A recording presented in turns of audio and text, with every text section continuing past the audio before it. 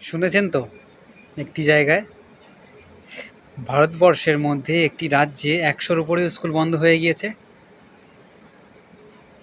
আমরা ধর্ম ধর্ম করে একে অপরের গলা কাটি, মন্দির মসজিদ বানাই, স্কুল বন্ধ রাখি। আমাদের পরের প্রজন্মকে আমরা মূর্খ তৈরি করছি।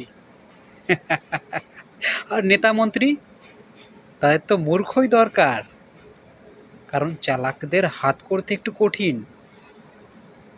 মূর্খদের কাছে দুটো ধার্মিক বাণী উচ্চারণ করব, তারা তারা তারা মাইন্ড ওয়াশ হয়ে যাবে তাদের। আসুন আমরা সবাই মিলে পানা পুকুরে ডুব দিয়ে মরে যাই, কারণ আমরা বেঁচে থাকলে আমাদের পরের প্রজন্ম আরও নিচে চলে যাবে।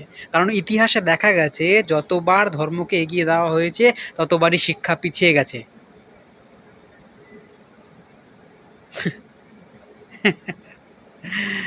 আমরাই আমাদের পরের প্রজন্মর পেছনে আছলা দিয়ে ছেড়ে দেবো।